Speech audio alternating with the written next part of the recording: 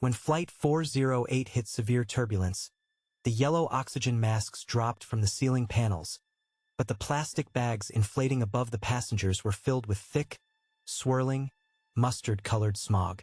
David stared in horror as the man sitting next to him desperately pulled the mask over his nose and mouth.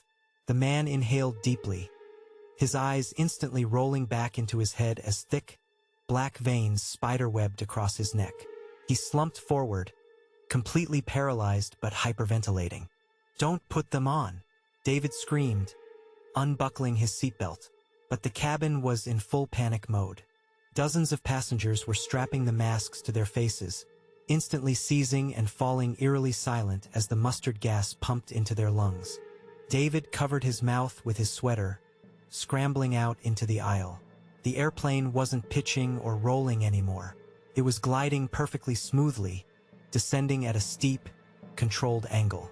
He ran toward the front of the cabin to pound on the cockpit door. To his absolute terror, the door was already open.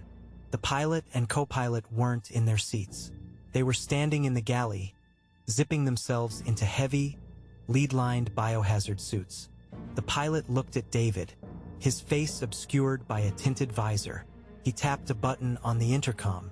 "Cabin is prepped," the pilot said, his voice entirely devoid of emotion.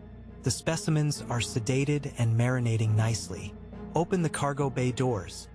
The buyers are waiting on the tarmac."